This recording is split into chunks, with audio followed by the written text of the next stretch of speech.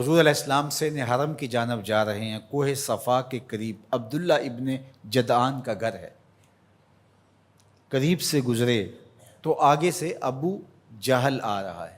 حضور علیہ السلام کو جب اس نے دیکھا تو بدتمیزی شروع کر دی۔ وہ الجھتا چلا جا رہا ہے، حتیٰ کہ اس نے ایک نوکیلا پتھر پکڑ کے حضور کو زخمی کر دیا اور آقا کے نازک بدن سے خون بہنے لگا۔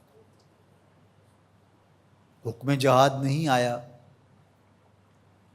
اللہ کی مشیت ہے۔ حضور علیہ السلام وہاں سے سین حرم میں پہنچے، آب زمزم سے اپنے زخم دھوئے اور اللہ کے حضور سجدہ ریز ہو گئے۔ مالک تیرے رنگ،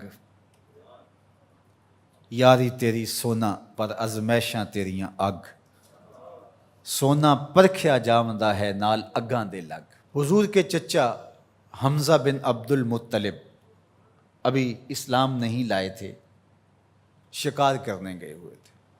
یہ جب شکار کر کے آتے تو بڑے اطراء کے چل رہے ہوتے، تو دو لونڈیاں آپس میں بات کر رہی تھی کہ اگر اس کو پتہ ہوتا نا کہ اس کے بھتیجے کے ساتھ آج عمر بن حشام نے کیا سلوک کیا ہے تو آج اس کی یہ چال نہ ہوتی۔ تو حمزہ بن عبد المطلب کے کان میں یہ بات پڑ گئی، اللہ اکبر، رک گئے۔ وہ جو فاخرانہ چال تھی تبدیل ہو گئی۔ تجسس سے پوچھتے ہیں کیا ہوا، انہوں نے ساری کہانی سنائی۔ بس غصے میں آ گئے، کمان ہاتھ میں پکڑی تھی، اسی طرح سیدھا سین حرم میں پہنچے۔ صنادید قریش نشستیں جمائے بیٹھے تھے، ابو جہل بھی اپنے چیلے چانٹوں کے ساتھ ایک نشست پہ براجمان تھا۔ کمان کو زور سے اس کے سر پہ مارا اور کہا کیا تو نے محمد کو لاوارث سمجھ لیا ہے صلی اللہ علیہ وسلم۔ خیر ابو جہل کا سر پھٹ گیا، اس کے چیلے چانٹے اٹھے، لیکن بڑا کائیں شخص تھا ابو جہل۔ اس نے کہا کہ یہ اس وقت تو تنہا ہے، لیکن اگر سلسلہ چھڑ گیا تو بنو ہاشم بھی آ جائیں گے، اور میں نے بہت سری زیادتی کی ہے۔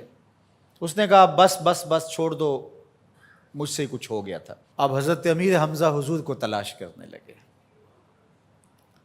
اور حضور سین حرم میں سر جھکائے سجدہ ریز تھے، اور یہ جا کے پاس کھڑے ہو گئے، یا ابن اخی، اے میرے بھائی کے بیٹے۔ حضور نے سر نہیں اٹھایا۔ پھر انہوں نے کہا یا ابن اخی، اے میرے بھائی کے بیٹے۔ حضور پھر سجدے میں سر رکھ کے رو رہے ہیں۔ پھر انہیں تیسری مرتبہ کہا یا ابن اخی، اے میرے بھائی کے بیٹے۔ حضور سجدہ ریز ہے۔ میاں صاحب فرماتے ہیں اسی کسے دے کچھ نہیں لگ دے تے نہ کوئی ساڈا دردی۔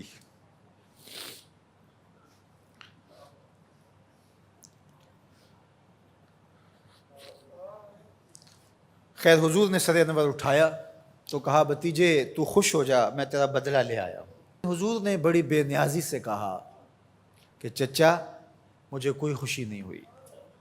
کہا میں اتنے بڑے سورما کا سر پھاڑ آیا ہوں۔ کہا مجھے کوئی خوشی نہیں ہوئی۔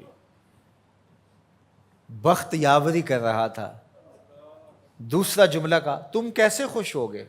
کہا جس رب کو میں مانتا ہوں اس کو تم بھی مان لو، یہ میری خوشی کا سامان ہے، اگر مجھے یہ دے سکتے ہو تو کہا پھر دیر نہ کیجئے، ابھی اپنی غلامی میں شامل کر لیجئے۔